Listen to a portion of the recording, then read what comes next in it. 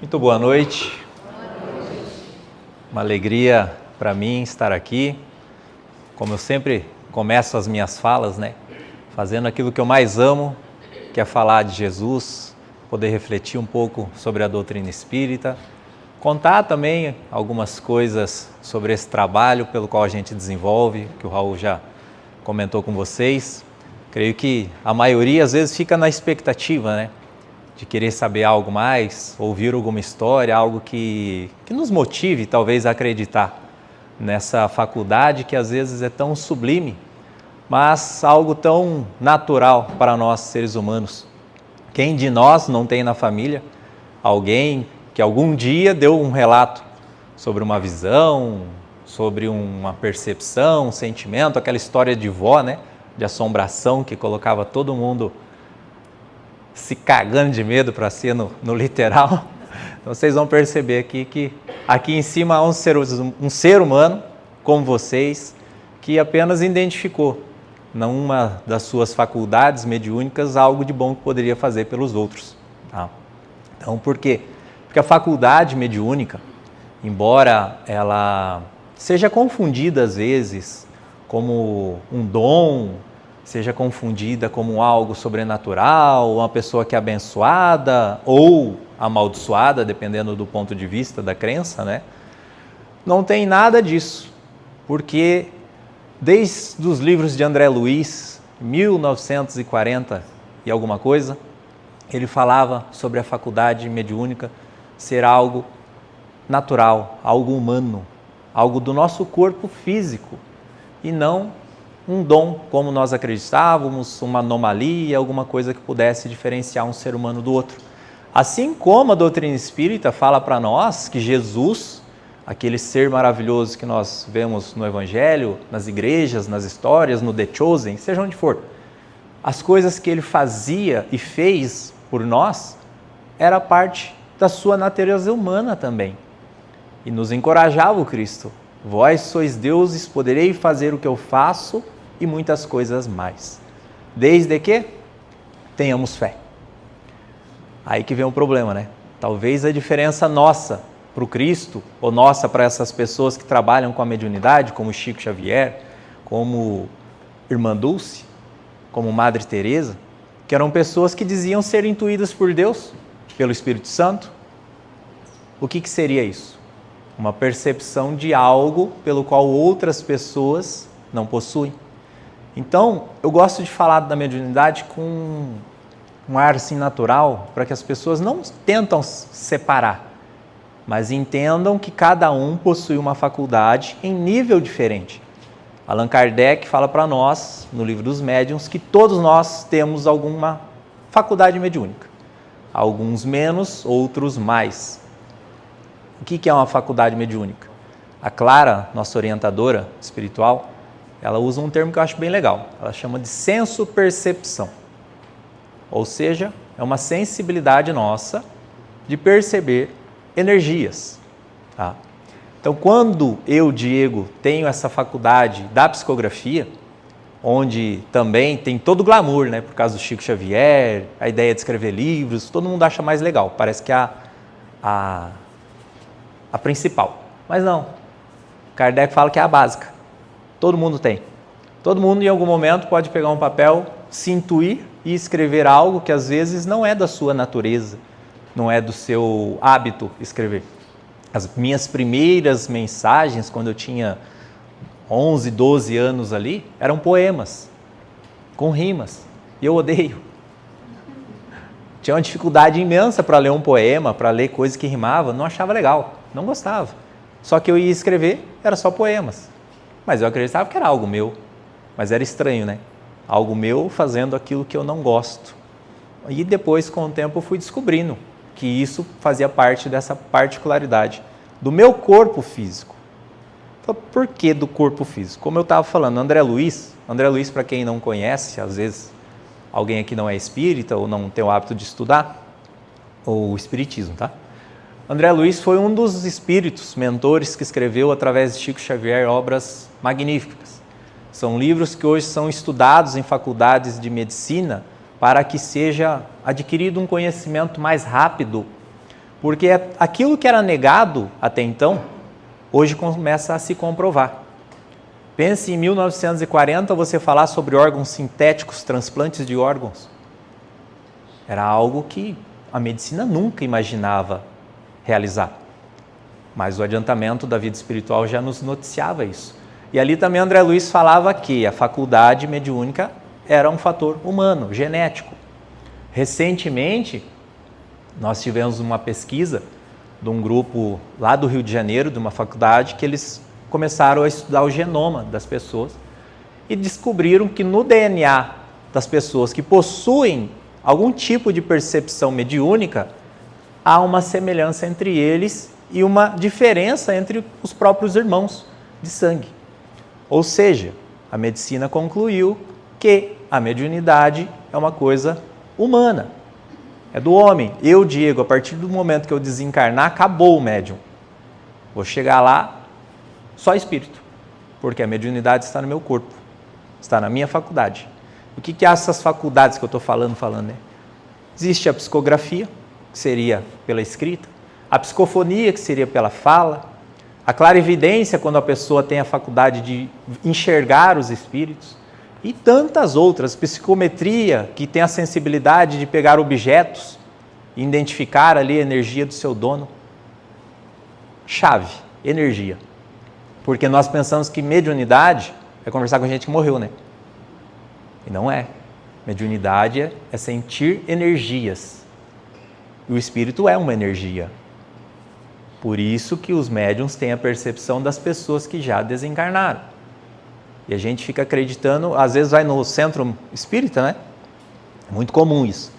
A gente passou por alguma situação, teve um sonho, uma premonição às vezes, um sentimento, ouviu alguém que já desencarnou, um parente, corre para o centro espírita. Aí chega lá no centro espírita e fala, olha, aconteceu isso na minha vida, meu avô desencarnou e eu vi ele em casa. Aí o que eles vão te falar? Você tem mediunidade, você precisa estudar. Aí você fala, meu Deus, né, eu vim aqui para resolver um problema, estou voltando com 2. Por quê? Até então eu só tinha visto meu avô, agora eu vou ter que conversar com gente que morreu? Mas não é isso. Como eu falei, é uma percepção energética. Como que o nosso corpo tem essa sensibilidade? Como que ele consegue, por exemplo, enxergar? Vamos comparar nós aqui. Fisicamente, eu, Diego, assim como outras pessoas, preciso usar óculos para que a minha faculdade óptica consiga enxergar as coisas. Se eu tirar esse óculos, facilmente eu vou aí pertinho de vocês já, porque eu não vou enxergar o limite do chão aqui. E tem pessoas que não usam óculos e enxergam melhor do que eu, às vezes até com óculos. Por quê? A faculdade óptica da pessoa é melhor do que a minha, é mais aguçada. A percepção dela de luz é melhor do que a dos meus olhos, certo? Mediunidade é a mesma coisa.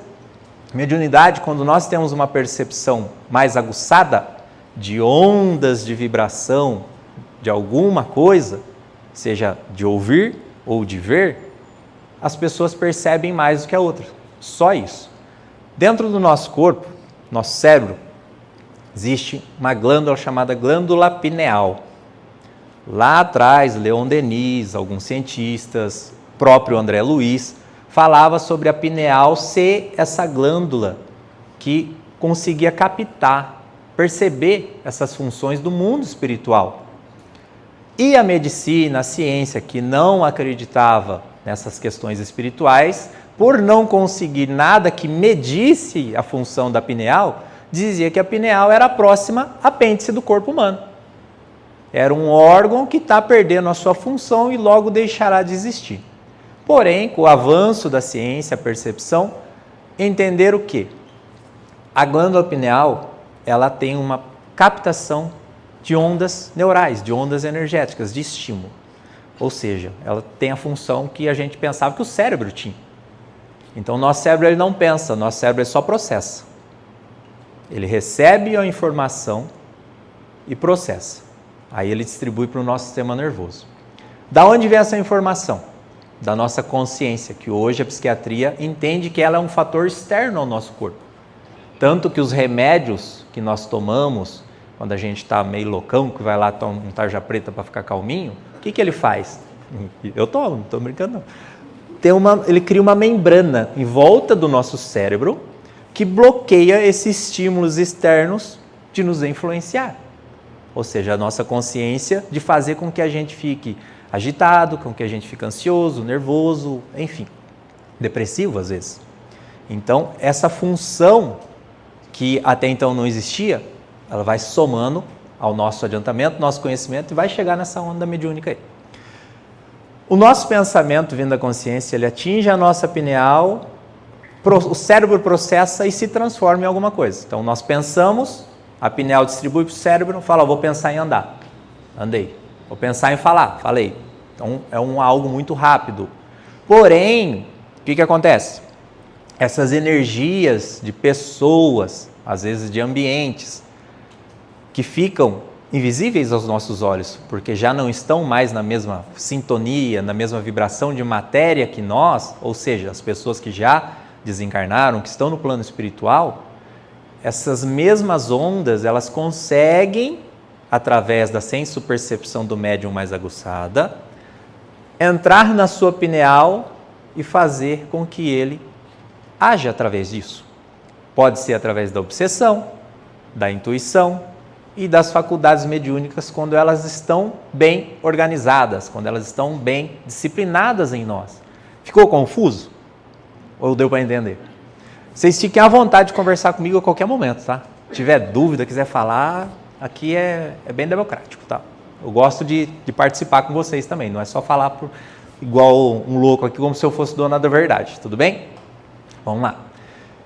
E esses estudos de um grupo de neurocirurgiões e de pessoas que começaram a estudar os corpos, né, de médiums após desencarnar, descobriram que dentro dessa pineal, aquelas pessoas que têm uma percepção maior, mediúnica, seja ela qual for, o volume de cristais de apatita é maior. O que são esses cristais de apatita?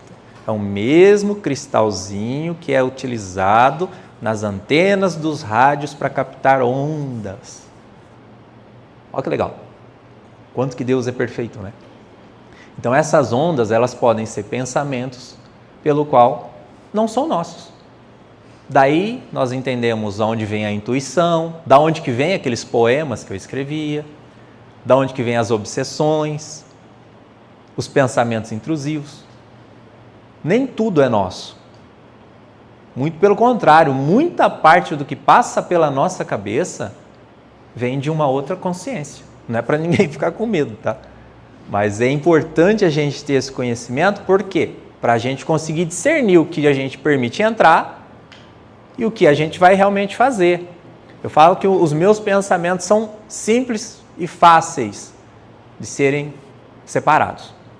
Fala, como assim, Diego? Fala, quando eu penso em fazer alguma coisa ruim, a minha natureza não é de um ser humano ruim para causar o mal. Pensa que vai lá e chuta o Jean. Entendeu? Fala, não, qual que é a lógica de eu chutar o Jean? Então, óbvio que não é um pensamento meu, é um pensamento mais infeliz, de alguém tentando me tirar, me desestabilizar. Aí vem um outro pensamento, fala, olha, você passou ali na esquina, tinha um rapaz lá, aparentemente ele deve estar com fome, com frio, vai lá e ajuda ele. Também não é da minha natureza ser tão bom assim. Então a gente percebe que é um pensamento de um espírito mais elevado que quer promover o bem, quer ajudar as pessoas. Então nós chamamos a falar, esse aí foi o mentor que falou. E quando pensa asneira sou eu. Por quê? Porque eu me conheço. Entendeu? Então é natural. É natural. Por isso que a pergunta 919 do Livro dos Espíritos está lá. Como que a gente faz para poder evoluir, para poder melhorar, para poder ser alguém na vida, né? Resposta simples e rápida. Já dizia um sábio da antiguidade, conhece a ti mesmo. Essa mensagem foi ditada por Santo Agostinho no Livro dos Espíritos, mas ela vem lá desde Sócrates, há, 7, 8 mil anos atrás. É um pensamento filosófico que rasga o tempo e nós não conseguimos ainda identificar isso. Olha a importância que é o autoconhecimento. O autoconhecimento, quando nós temos principalmente essas percepções mediúnicas, faz com que a gente erre menos, com que a gente sofra menos. Por quê? A gente vai ter discernimento das nossas escolhas, vamos saber o que é bom realmente para nós, o que realmente nós gostamos, porque hoje a gente está numa condição de gostar do que os outros gostam para nós. É só ver a internet, né? Falar assim, eu não sei se eu sou assim, não. Pega a sua lista de compra do Mercado Livre de um ano, para você ver se não tem coisa lá que é os outros que gostaram para você e chegou na sua casa. A gente vai nessas tendências, é natural, né? Às vezes a gente quer estar no meio do movimento, fazer parte de alguma coisa. É natural nosso. Mas realmente nós precisamos daquilo? Realmente nós queremos? Realmente isso daí vai me fazer bem? Vai me transformar em alguém melhor? Vai mudar quem eu sou? São essas perguntas que nós precisamos fazer, né, para nós. Esses dias atrás eu estava conversando com uma outra casa espírita e estava falando disso, né, porque quando a gente começa a estudar a doutrina espírita, eu senti algo muito positivo aqui, tá? Vou falar sobre isso. Porque não são todos os lugares que a gente vê um grande número de pessoas a fim de ouvir uma palestra, para começar. Talvez todo mundo veio aqui esperando que ia ter psicografia, né? Eu estou enganado. Mas nem todo mundo sai de casa na segunda-feira para escutar uma palestra que tende a cobrar de mim uma melhora pessoal, tá? Mas principalmente a união entre as casas, essa relação de se juntar para fazer alguma coisa, para oferecer algo. E a gente, infelizmente, às vezes cruza por lugares que as casas elas estão ali meio que competindo, querendo ser melhor, ser maior, enfim. Mas aqui não é o caso. Isso é muito bom, por isso que eu precisava falar. Mas, às vezes a gente vai nesses lugares e vai atrás da doutrina espírita, por quê? Porque alguma coisa está errada. Eu sempre falo isso, ninguém vai atrás do espiritismo se tiver tudo certo. Ninguém. Só se alguma coisa está errada. Seja pessoal, seja emocional, seja na vida, nas coisas que a gente às vezes não consegue explicar, nas condições materiais que sejam, ou quando alguém perto de nós vem a desencarnar, ou por questões da mediunidade, a gente vai atrás do espiritismo. Fora isso, é difícil ver quem vá. Aí eu ainda costumo dizer, eu, Diego, não conheço nenhuma pessoa que foi para o espiritismo pelo amor. Outro dia eu estava numa palestra, a pessoa levantou, eu fui pelo amor. Eu falei, que dó, eu pensei, né? Porque se não está fazendo nada para a vida, está esperando doer. Ainda não entendeu o que é a proposta do espiritismo nas nossas vidas, né?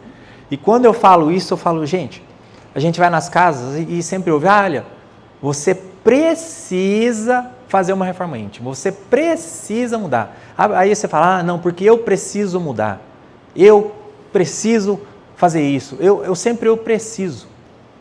E quando a gente está pensando que nós temos uma necessidade de mudança, ela não vai ser prazerosa. Ela nunca vai ser prazerosa, porque ela vai soar com um tom de obrigação na nossa vida. Agora, quando eu olhar para mim mesmo, enxergar que essas mudanças me fazem feliz, me fazem melhor, eu vou olhar para mim e falar, eu mereço mudar. Eu mereço transformar a minha vida em algo melhor. Eu falei, de que maneira que a gente vai fazer isso? Vamos largar tudo e viver de brisa, né? Vamos ver do centro espírita agora. Não, gente. Eu não vivo do centro espírita. Todas essas viagens que o Raul falou que a gente faz são de finais de semana, que aí eu troco o meu descanso para cansar um pouco mais. De segunda a sexta, tenho minhas empresas, temos a editora, tenho casa espírita, tenho 3 filhos, tenho uma vida como qualquer outra pessoa tem. E no final de semana a gente se dedica a fazer essas sessões. Então, eu entendi que esse trabalho, junto com a doutrina, na minha vida de Diego Garla, era algo que eu merecia fazer. Porque ela me faz bem, me coloca em contato com pessoas e faz enxergar principalmente o resultado de um trabalho que não é meu. Porque todo mundo olha para o médium e fala, nossa, que legal, né? Vocês veem o quanto que o médium é tonto. É verdade. Na última sessão que teve em Duartina, o Raul foi lá e fez uma palestra. Eu não sei se ele ouviu falando depois. E acho que foi a primeira carta do Theo que tinha galinha, né? Eu recebi a carta do Theo e ele queria que eu desenhasse uma galinha. Eu falei, meu Deus, né? Tá, eu fiz uma galinha. O que a galinha era para mim? Nada. Só uma galinha. E aí você fica ali pensando, falei, meu Deus, né? Que raio que essa galinha está fazendo na carta? Se alguém chega em mim, Diego, o que significa essa galinha? Eu falo, não sei. Ele deve gostar de frango, né? De comer, não sei. Gostar de ovo, sei lá. Alguma coisa tinha. Aí na última sessão, o Raul fazendo a palestra falou que todos os dias, né, à tarde, ele ia lá ao hotelzinho, olhava pela janela, via o galinheiro do vizinho e ficava chamando a galinha lá. Então era para ele uma referência. Agora para mim não era nada, gente. Entendeu? Então o médium ele não sabe das coisas. Fala, o médium ali é um ser invisível no trabalho. A luz está acesa, não está? Alguém está vendo o fio? Não, é uma função importante do fio, não é? Levar energia lá do interruptor até lá. Mas está dentro da parede. A função dela é só fazer acender. E é justamente esse o trabalho, a consciência que o médium precisa ter. Ele não tem que aparecer, ele não tem que ser famoso, ele não tem que ser enaltecido. Ele tem que ir ali e fazer a parte dele. E eu entendi que fazer essa parte, olhar para as pessoas que chegam às vezes mutiladas numa sessão mediúnica, numa sessão de psicografia, e verem elas sair dali com um sorriso, com esperança no olhar. Eu acho que essa sim é uma coisa que eu falei, nossa, eu mereço isso. Porque é algo que me atormentou a vida toda, como a gente estava falando ali fora, né? Por pouco a gente não é internado pela mediunidade. E não é sem razão, sem conhecimento, porque a própria psiquiatria fala que um esquizofrênico e um médium, um tem controle das suas faculdades, o outro não. Essa é a diferença daquela pessoa louca que vocês vê correndo na rua e eu. Verdade. Controlar o horário aqui. Mas enfim, então tudo que nós vamos falando dessas experiências são coisas assim que é interessante contar, não como eu falei para enaltecer o médium, mas para demonstrar o quanto o plano espiritual ele é presente na nossa vida o tempo todo. E principalmente essas pessoas que são ligadas a nós. Essas pessoas que às vezes a gente tem a sensação que perdeu. As pessoas que falam, ai, meu irmão, meu filho, meu marido, minha esposa, meu pai, minha mãe, quem for, morreu, não tenho mais, acabou. Falou, nós não temos esse contato físico. Mas os laços espirituais, essa energia, essa coisa que nos mantém esperançosos, ele continua ligado entre nós. Porque se não existisse tal sentimento, ele simplesmente deixaria de existir também. Não dá para amar algo que não exista. Não dá para sentir saudade de algo que não exista. A gente só vai ter falta de algo que essa energia nos atrai. Então esses processos, né, da vida encarnada, enquanto nós estamos aqui, essa distância, esse afastamento, outro dia uma mãe me perguntou, tá, mas se a gente é para continuar junto, por que Deus fez a morte, né? Talvez para nos ensinar a valorizar muitas coisas. Muitas coisas. Não olhar e ter apego para o que eu estou existindo agora, para o que eu estou acumulando agora. Pense nós, se nesse momento acontecesse algo nesse prédio aqui e todo mundo acordasse do lado de cá, de lá. Quem iria satisfeito? Se quem está aqui tivesse tranquilo realmente, falar, não, eu estou em paz com a vida. Tá, falou, então vamos falar, daqui 30 segundos vai acontecer algo aqui, vai todo mundo desencarnar. Duvido ficar um. Entendeu? Você vê o quanto nós não estamos resolvidos ainda com a nossa vida. Fala assim, ó, quem aqui está tranquilo para desencarnar hoje? Fala, eu não. Ninguém quer. Por quê? Porque sabe que ainda nesse adiante desconhecido, existem muitas coisas na nossa própria consciência que a gente tem certeza que está faltando. Porque nós sabemos que falar, olha, se quem vai para o céu é aqueles seres que já melhoraram, a gente tem medo de morrer. E é natural. É natural. Por isso que Deus é tão sábio, fez a nossa vida ciclos de reencarnações e eternos, para que dê tempo da gente viver. A reencarnação, segundo o próprio Livro dos Espíritos, ela não ceifa o contato, porque era uma crítica, falar, mas se vai reencarnar numa próxima vida, eu vou perder o elo que eu tenho com o meu filho, com a minha mãe, vai deixar de ser. Não, vão ampliar, porque a função do ser humano não é ter posse dos outros, mas sim desenvolver um amor pelo qual ele seja um amor universal, onde a gente olhe para todos nós aqui como desconhecidos e nos ame por igualdade. Da mesma forma que eu amo os meus filhos, eu tenho que amar cada um de vocês. Quem faz isso? Eu não. Então, vou ter que nascer muitas e muitas vezes para poder desenvolver isso em nós.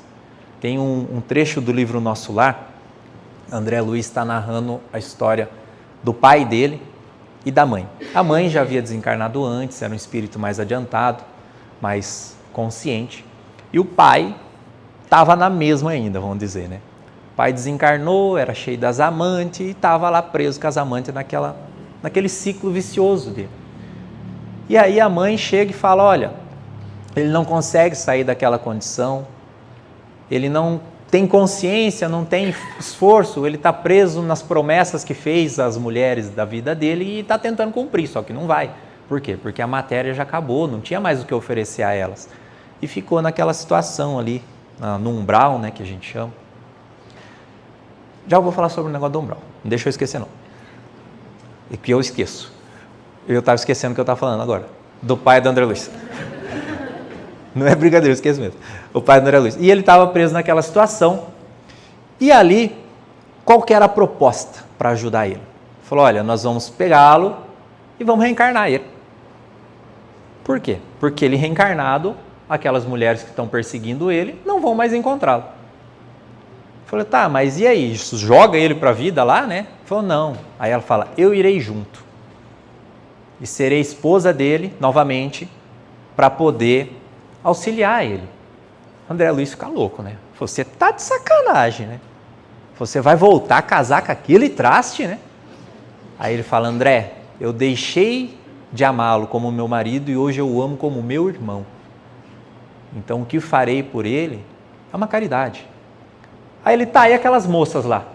Aí ela pasma de vez, fala, elas serão as nossas filhas no futuro. Quem tem, fala sinceridade, hein, gente? Não pode mentir que Deus escuta. Quem aqui faria o mesmo? Eu não. Não faria. Tenho que ser sincero. Então veja o quanto que a vida, né? O quanto que a reencarnação ela é necessária para que a gente possa ir progredindo e desenvolvendo esse afeto, esse amor entre nós. Não esqueci do umbral. Às vezes a gente fala sobre a ideia de umbral, eu vou contar essa história porque ela faz parte da minha vida.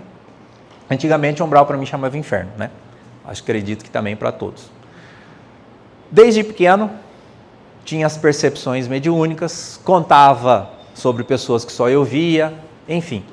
Para uma família católica, minha avó, meu avô, bem tradicionais, eu ia para o inferno. Porque eu estava falando coisas que era feio dizer. Aí eu comecei a pesquisar o que seria esse inferno, já que eu ia para lá. Criança, tá? Comecei nas igrejas. Fui em primeiro lugar, óbvio, fui na igreja católica, comecei a fazer catequese, fui expulso.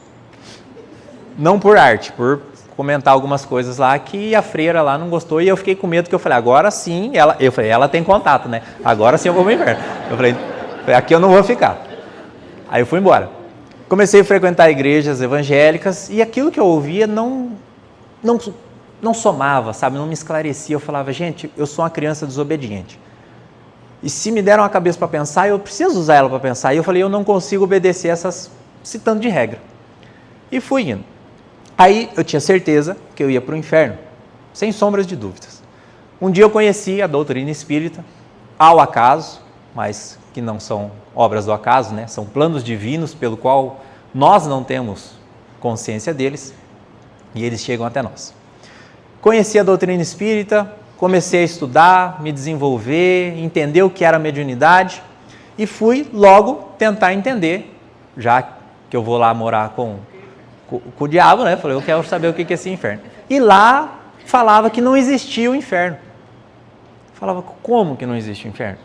Falei, eu vou para onde então, né? E estava lá, porque tanto o céu quanto o inferno, segundo o Livro dos Espíritos, é um estado de consciência da alma e não um lugar circunscrito no universo. O que seria isso? É onde está a nossa mente? Em que eu estou apegado? Quais são as minhas principais escolhas para a minha vida, os meus hábitos. Isso é o que está impregnado na minha mente. E quando a gente lê o livro Nosso Lar, esse outro livro que eu vou falar daqui a pouco aqui, do Acidente da Razão, do Gabriel Martins, a gente vai entender que esse estado de consciência é que molda o lugar. Aqui em Brotas, por exemplo, eu já vim aqui a passeio algumas vezes e achei o máximo. O único cara que não gostou foi o dono do posto de gasolina indo embora lá, que eu entrei lá cheio de barro e o banheiro dele ficou sujo.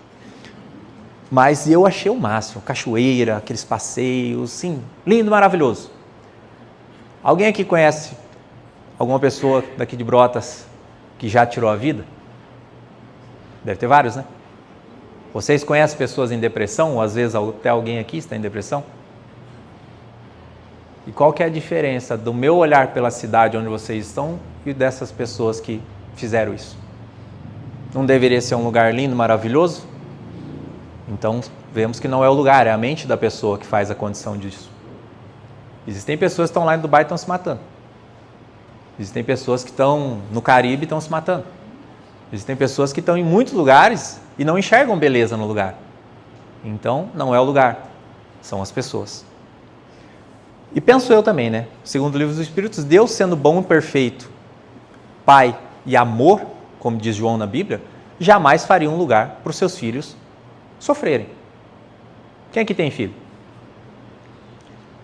Algum de vocês faria um quarto dentro de casa com fogo, com chicote, com gente mal? Na hora que teu filho errou, você joga lá dentro e fala, fica aí. Faria? Por que Deus faria? Não tem lógica. O próprio Jesus fala, né?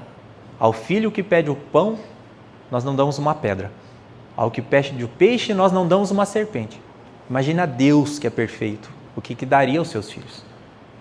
Então a gente vê que é um erro de entendimento. Então esse lugar que nós temos medo, chamado umbral, nada mais é do que o estado da nossa consciência. Fala, por que fala, vai desencarnar, vai para o umbral? Porque está apegado à matéria. Sim, exatamente, está apegado à matéria, mas não quer dizer que vai estar num lugar ruim, um lugar mau. Se você me tirar da vida física hoje, o primeiro lugar que eu vou querer voltar é para minha casa com meus filhos. Então eu vou estar feliz lá, minha consciência vai estar plena? Falar, desencarnei, está tudo certo? Não. Então esse estado de adaptação pode gerar ali um desconforto, mas não é um lugar. Vamos lá no livro. No livro Os Mensageiros, André Luiz, quando ele já está numa condição ali de estudioso, né? Estudando os lugares no mundo espiritual, eu não lembro o nome dos mentores lá, porque os mentores do André Luiz é complicado, né? Criativo para fazer nome, é Aniceto, Clarencio e por aí vai, uns nomes ruins de lembrar. E eu não lembro qual deles é, mas fala para André. Fala, André, nós vamos hoje numa região onde os irmãos que tiraram a vida estão lá, hospitalizados. E André Luiz, tá, tudo bem. O que ele pensa? Vou voltar para aquele lugar onde eu estava, para aquela região de lama, de grito e sombras. Quando ele chega no lugar, ele vê pessoas andando igual mortos-vivos. Porém, ele faz um comentário com o mentor. Ele fala, esse lugar é muito mais bonito do que o próprio nosso lar. E esse lugar é muito mais bonito do que o próprio nosso lar. Ou seja, a mente das pessoas está presa em outro universo. Agora, o lugar onde elas estão não é o inferno como a gente foi culturalmente educado a acreditar. Outro livro igual que eu vou falar, O Acidente da Razão. Há um capítulo ali que acontece a mesma situação. O Gabriel Martins, quando ele vai no hospital do Lar de Jesus, onde acolhe essas pessoas que tiram a vida, ele chega lá e fala para o Dimas, fala, nossa, mas esse lugar é muito bonito, é cheio de vida, cheio de flores. Eu esperava um lugar de sombras, enfim. E Dimas fala para ele, falou, Gabriel, o trato terapêutico faz com que as pessoas melhorem. Porque não adianta a gente pegar alguém com medo, alguém assustado, alguém apavorado, trancar ela num quarto escuro. Ela não vai sair daquela condição nunca. Então isso aqui faz parte de um processo de melhoramento. Aí você fala, nossa, Diego, mas até onde eu ouvi, suicidas eles têm que ficar 100 anos de umbral para depois começarem a ser ajudados, ou se tinha 50 anos para viver na Terra, tirou a vida com 25, é 25 anos de sofrimento preso ao corpo. São um monte de coisas que vão colocando a nossa mente ali, né? Em choque. Tá. Vão separar o joio do trigo. Suicídio, como nós tratamos, assim como o livro da Ivone do Amaral, que é uma obra maravilhosa, Camilo Castelo Branco, ele tira a vida lá por orgulho. Eu vou entrar nesse assunto porque agora é Setembro Amarelo, né? Tá valendo. Ele tira a vida por orgulho.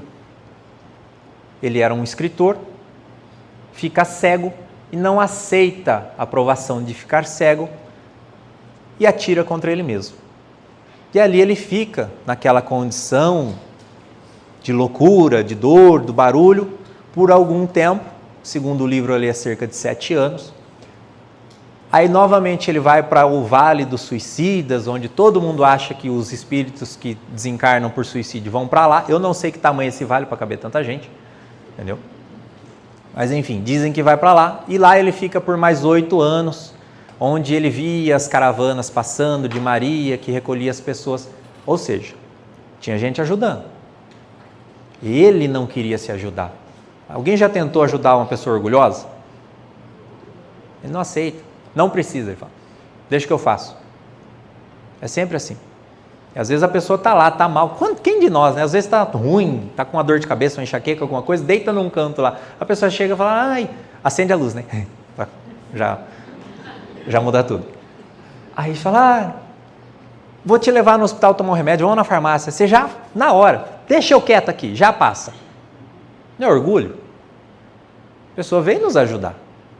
E agimos por orgulho e estamos negando ali de tomar um remédio. Mas enfim.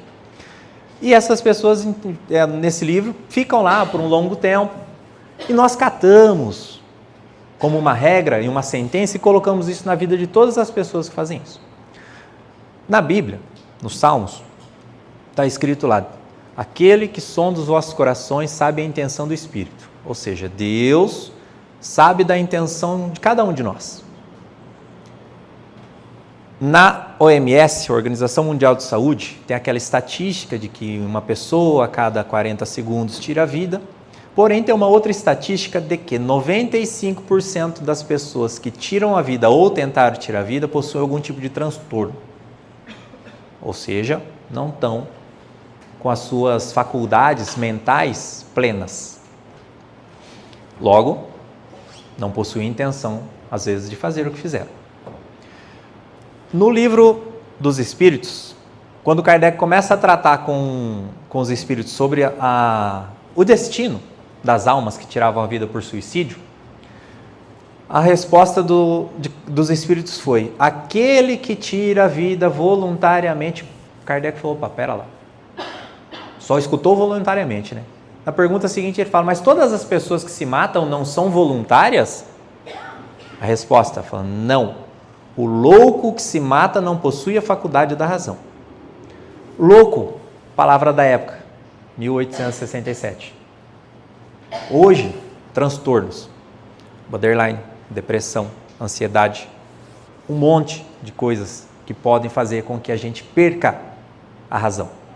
E às vezes haja sem pensar. Sobre a influência do quê?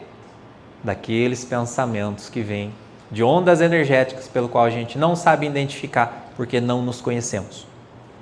Então, muitas das pessoas, 95% delas, possuem algum tipo de transtorno. Logo, não possuem a intenção de se matar. Vai falar, Diego, então posso me matar? Não. Você está sabendo. Então você não pode alegar ignorância sobre a lei. Não tem como a gente falar, eu vou fazer isso aqui e vou fingir que estava errado. Não. Deus sabe da nossa intenção. E por que na própria Bíblia, a gente, como espírita, fala que tem que ficar 100 anos, né, no umbral. E na própria Bíblia, Jesus, quando está na crucificação, havia 2 bandidos ao seu lado. Um deles, à sua direita, chamado Dimas, a mãe pede para que Cristo o salve. Aí Cristo olha para ele e ele fala, salve-se a si mesmo, me salve também. Me leva para esse tal desse reino seu aí. Acreditando que Jesus, assim como Judas, né, e a qualquer momento tirar uma espada de luz ali e tomar conta do império e virar rei. Porém não, Jesus olha para ele e falou: se credes em mim, ainda hoje estará do meu lado no paraíso. Ou seja, se você mudar o seu nível de pensamento, a sua consciência, se deixar para trás tudo que você fez e entender que daqui para frente você pode ser uma outra pessoa, ainda hoje você estará do meu lado no paraíso. Judas tirou a vida por remorso, por arrependimento do que fez. 3 dias depois, na ressurreição, quando ele está de frente com Maria Madalena, Maria pergunta a Cristo: em qual céu, né, o Senhor estava? E ele responde: Maria, eu não dei um passo acima do firmamento, muito ao contrário, desci às sombras abismais para buscar um amigo meu que sofria. Está na Bíblia. Jesus foi buscar Judas, que tinha tirado a vida. Então, por que as pessoas querem falar que o suicida é uma condenação eterna? Ou qualquer outra alma é uma condenação eterna? Se o próprio Cristo foi atrás de buscar um irmão, se o próprio Cristo fala que pessoas, se transformar imediatamente, estão com a vida em outro plano. Paulo de Tarso matou pessoas, perseguia cristãos. Ao cruzar com Jesus na estrada de Damasco, ele olha para o Cristo, aquela luz que o cega faz ele enxergar, né? Vamos dizer assim. E ali ele reconhecia a sua necessidade de mudar e falando as frases mais bonitas que tem. Falou: eu deixei de ser aquele homem velho para viver esse homem novo.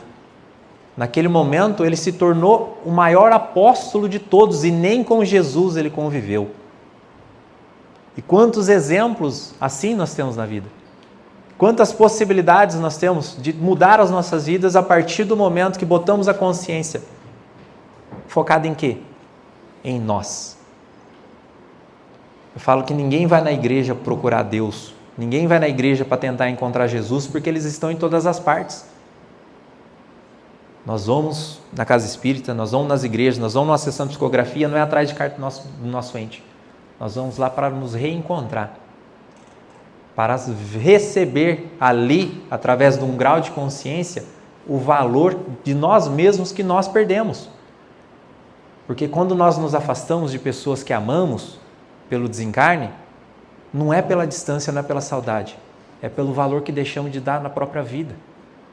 Porque pensa ao contrário, se nós nos adiantamos a vida espiritual e de lá temos vista para as pessoas que nós amamos, e de repente a gente olha para essas pessoas, elas estão ali totalmente destruídas, sem vontade de viver, pensando num suicídio, por exemplo, deixaram de ter esperança, deixaram de ter fé em Deus, deixaram de tudo. Tanto que as cartas, para mim, parece que elas são todas iguais, porque o objetivo do Espírito é sempre o mesmo. Fazer com que as famílias voltem a viver, voltem a ter fé novamente, voltem a confiar, a ter esperança. Emmanuel, mentor de Chico Xavier, fala que o maior mal que se pode fazer a uma pessoa é tirar a esperança dela. Se esse é o maior mal, o maior bem é dar esperança à vida de alguém. E por que não dar a nós mesmos? Quando a gente busca, como numa noite como hoje, algo para nos fazer pensar, para nos fazer refletir, nós precisamos refletir sobre nós mesmos. Porque às vezes a gente vai na casa espírita pensando: eu estou com um problema de um relacionamento, eu vou lá para tentar me resolver. Eu vou lá para alguém fazer alguma coisa, vou tomar um passe e ver se melhora a pessoa que ficou em casa. Somos nós que precisamos mudar. Somos nós que precisamos melhorar. Falar: mas a pessoa é um chato. Como que eu aguento ele? Paciência. Todo mundo na hora que está batendo o pezinho, ele fala: me dá paciência, né? Não pede isso para Deus.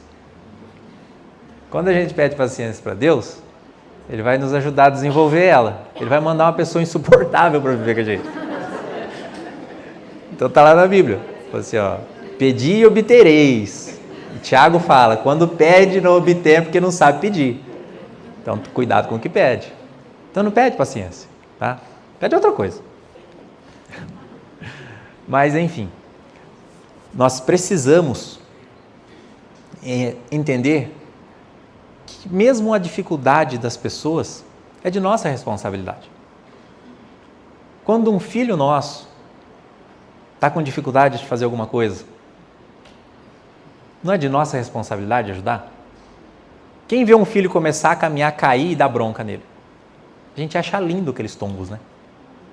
Assim é Deus conosco. Então não pense que eu estou desagradando a Deus. Não, ninguém desagrada a Deus, porque Deus é perfeito. Mas as pessoas que estão ao nosso lado, elas são exatamente na medida de que nós precisamos para nos melhorar. Se ela nos testa a paciência, não é porque ela é chata, é nós que não somos pacientes o suficiente para conviver com elas. Então precisa... Gostei do fuxico na orelha. Nós precisamos entender que depende de nós a felicidade que nós queremos viver, não das outras pessoas. Todos nós somos feitos lá atrás, segundo a doutrina espírita, simples e ignorantes. Simples em relação a virtudes e defeitos, ignorantes na questão do conhecimento. E temos as vidas, as encarnações para poder desenvolver isso em nós. Através do quê? Desses exercícios que a vida nos dá. É possível, em uma única existência, a gente chegar a essa perfeição? Eu também achava que não. Questão 909 do Livro dos Espíritos, Kardec questiona, né? Falou assim, há alguém que consegue trilhar pela vida e chegar a esse estado, né, que é necessário para um espírito evoluído numa única vida? Falou, sim. E o pior que ele fala, né, com muito pouco esforço. Fala, gente, eu me esforço feito um louco e não dou conta, né? Como que alguém com muito pouco esforço em uma vida só vai atingir esse grau espiritual tão perfeito, tão elevado? Fácil. Eu falo, o Evangelho é fácil. Ele nos ensina a fazer o certo e não fazer o errado. Só que a gente insiste, né? Em testar ver se é errado mesmo. Quando a gente faz o Pai Nosso, nós estamos fazendo um tratado com Deus ali, né? Nós não estamos pedindo nada para Ele. Se você prestar atenção no que você fala no Pai Nosso, eu garanto que você nunca mais vai rezar Ele. E uma das partes do Pai Nosso, lá no finalzinho, ele fala, não nos deixeis cair em tentações. O que é cair em tentações? Por que não me deixa cair? Porque eu quero cair. Estou louco de vontade de cair, na verdade, né? Aí a gente pede para Deus, não me deixa cair. Me ajuda, né? Fala, nossa, é tão bom. Tá, mas vai ter consequências. E a gente tem consciência disso.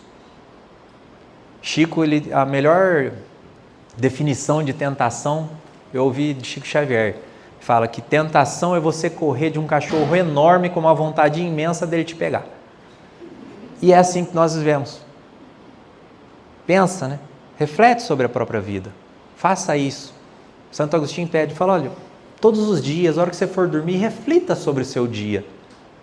Veja se as coisas que você fez foram realmente boas, ou as coisas que você fez e acredita que foram más podem ser consertadas. Amanhã tente ser diferente, tente fazer novamente o que foi bom e evitar o que errou. Mas não se cobre nem se culpe, né?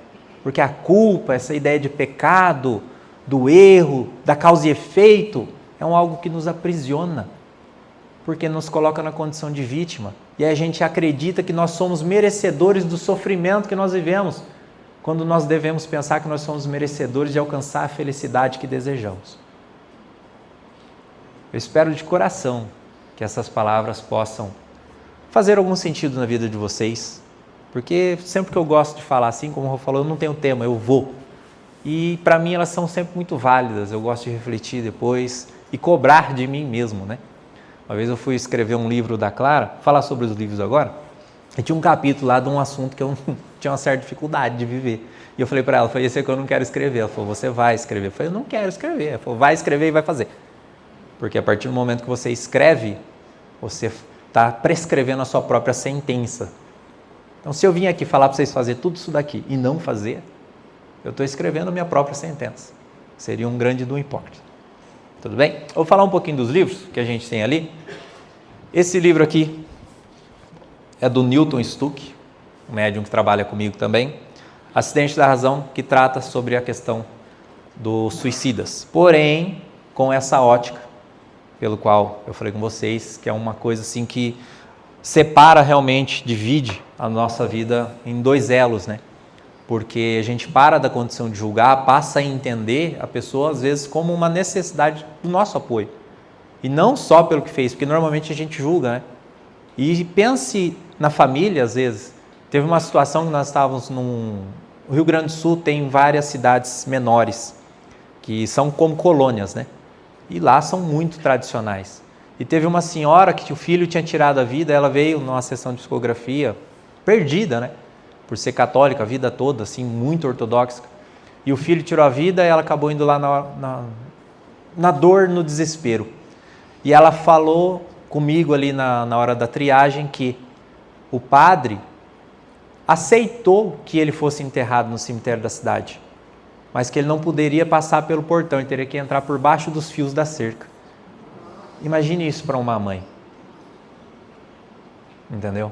Então essa consciência que nós temos de que as pessoas que estão lá estão num grande sofrimento, precisando de apoio, um sofrimento moral, não um sofrimento físico como a gente imagina, mas precisa do nosso apoio. Então esse livro aqui, para esse mês principalmente, para quem trabalha com isso, área da saúde, área da psicologia, ou dentro das casas espíritas principalmente, é quase que uma obrigação nós termos isso aqui debaixo dos nossos olhos o dia todo. Tudo bem? Esse outro aqui é um livro sobre mediunidade. Esse aqui é uma psicografia minha, do Espírito Clara. Mediunidade de vida, ele trata a mediunidade dessa maneira que eu estou conversando com vocês. Algo natural para os nossos dias. Porque eu falo que eu não sou médium de fim de semana dentro de uma sessão de psicografia. Eu sou médium 24 horas do meu dia porque a mediunidade está no meu corpo. Então, o tempo todo eu estou passando por influências, por obsessões, por várias situações, ou às vezes energia de um ambiente, pelo qual é importante nós termos esse conhecimento para que isso não nos atrapalhe, não interfira na nossa vida de uma forma negativa. Esse aqui é um livro de mensagens e reflexões, direções de paz. É um livro estilo Pão Nosso, Vinha de Luz, para quem já leu as obras de Chico Xavier. Faz assim com que a gente esclareça bastante a nossa consciência. Um livro bem legal de ler. O linguajar da Clara, na nossa mentora, é bem simples, bem fácil. Esse aqui é um livro chamado Atendimento Fraterno na Casa Espírita. Esse livro da mediunidade que eu recebi ele na pandemia, para vocês terem ideia. Eu estava ficando louco dentro de casa. A Clara falou, vamos escrever. Aquele livro foi recebido em 34 dias de psicografia. Então é um tempo assim, muito acelerado, que prova que não é meu, né? Esse livro aqui não é só para atendentes da Casa Espírita, mas é um livro que trata do relacionamento humano entre as pessoas. A gente aprender a ouvir mais, a falar na hora certa, a compreender as dificuldades das pessoas. É um livro assim que nos aproxima. E o mais legal, a doação desse livro aqui é para o Instituto Vitor Hugo, lá em Campo Grande. Quem acompanha as redes sociais já viu que nós temos um instituto lá que atende pessoas em situação de rua. Não são bêbados, drogados, não. São refugiados que saem de Venezuela, de Bolívia, de Colômbia. Crianças de 4, 5 anos de idade, senhoras de 80 anos que estão numa condição de rua lá em Campo Grande porque fugiram de seus países, porque segundo eles mesmos, lá eles estavam comendo lixo. Então, esse instituto apoia esse projeto lá. Tem as fotos lá do projeto também. E esse aqui, acho que é o último lançamento que nós tivemos, o Evangelho às Crianças. É uma maneira pedagógica de conversar e educar os nossos filhos ou aquelas pessoas que estão na nossa tutela. Ou então, aqueles espíritos imaturos que vivem junto de nós, né? Segundo o livro O Evangelho segundo o Espiritismo, o apóstolo João fala que nós ainda somos espíritos na infância, birrentos, exigentes. Você imagina a gente, né? O olhar de Deus para nós, o que ele pensa? Então, serve também para educar as próprias almas. Esse livro aqui, nós estamos construindo uma escola lá em Frutal, Minas Gerais. Quem acompanha as redes sociais também pode ver o andar da construção. Então, uma escola que é dentro de uma casa espírita que nós temos lá e atende a mais de 100 crianças nesses projetos sociais. E aí a gente vai fundar uma escola com ensino, acho que é 3 a 4 anos, um negócio assim. E depois nós temos a ideia de expandir também, chegar aos outros anos letivos. Vai ser registrado no Ministério da Educação e tudo mais, algo 100% voluntário e fruto dessas obras que a gente faz as doações para lá. Então, quando você compra um livro, além do conhecimento, você está ajudando de alguma maneira todos esses nossos projetos. Nós temos várias casas espíritas que nós ajudamos em todo o país, temos várias instituições também que nós amparamos, ajudamos de alguma maneira, enfim, fazemos da caridade algo que nos motiva a fazer todos os dias mais, tudo bem? Se alguém tiver alguma dúvida, quiser conversar, estamos por aqui. Os livros estão ali com o Jean também, se quiser dar uma olhada, não tem obrigação, por favor, não sintam-se na obrigação disso, mas caso interesse, tenha certeza que vai ajudar muita gente. Eu agradeço da presença de todos vocês, que Jesus possa nos abençoar, nos trazer calor ao coração para que a gente retorne aos nossos lares ainda mais fortalecidos, com fé, com esperança, renovado e ciente do nosso compromisso conosco mesmo. Nós temos que melhorar por nós e não só pelos que estão junto de nós. Chamar o